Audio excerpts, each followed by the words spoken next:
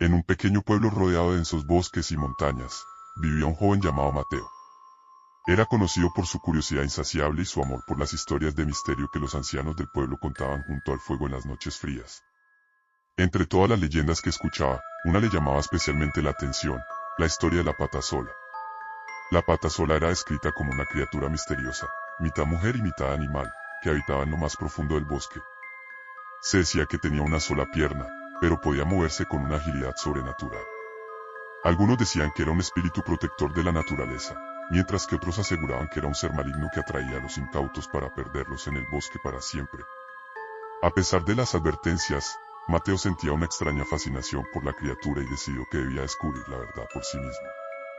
Una tarde de otoño, cuando las hojas doradas caían suavemente al suelo y el aire olía a tierra húmeda, Mateo se adentró en el bosque con una mochila llena de provisiones y una linterna. Sabía que la pata sola solía aparecer cerca de un arroyo antiguo, en un lugar donde los árboles formaban un círculo casi perfecto. Era un sitio que los lugareños evitaban, pero Mateo estaba decidido a encontrarlo. Después de horas de caminar, siguiendo el sonido del agua que corría, Mateo llegó al arroyo. El lugar era hermoso, pero también inquietante. El círculo de árboles parecía demasiado perfecto, como si hubiera sido creado por algo más que la naturaleza. El sol comenzaba a ponerse, y las sombras se alargaban entre los troncos.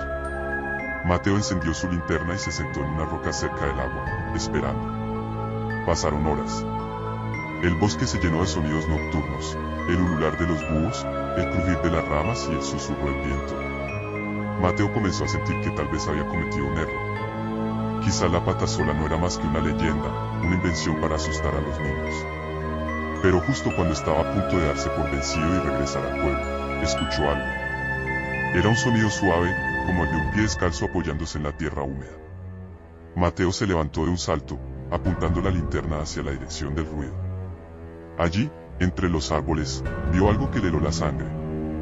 Una figura se movía con gracia, saltando sobre una sola pierna. Era una mujer, o al menos parecía serlo, pero su piel tenía un tono verdoso y sus ojos brillaban como dos lunas en la oscuridad. Llevaba un vestido hecho de hojas y ramas, y su cabello era una maraña de enredaderas. Mateo no podía moverse. La criatura lo miró fijamente, y en ese momento sintió una mezcla de miedo y fascinación. La pata sola se acercó lentamente, moviéndose con una elegancia que parecía imposible para alguien con una sola pierna. Cuando estuvo a pocos metros de él, se detuvo y extendió una mano delgada y larga, como invitándolo a seguirlo. A pesar de su miedo, Mateo sintió una extraña calma. No sabía si era magia o simplemente su propia curiosidad, pero decidió seguirla. La pata sola lo vio a través del bosque, saltando entre los árboles con una facilidad asombrosa. Mateo la seguía, tropezando a veces pero manteniéndose cerca.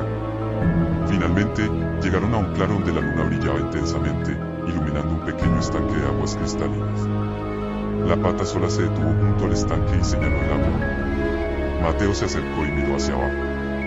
En la superficie del agua, vio reflejos de imágenes que no eran suyas: bosques antiguos, animales que no había visto nunca, y personas que parecían vivir en armonía con la naturaleza. Era como si el estanque le mostrara un mundo oculto, un lugar donde la pata sola era la magia. De repente, la criatura emitió un sonido suave, como un susurro que no provenía de su boca, sino del viento.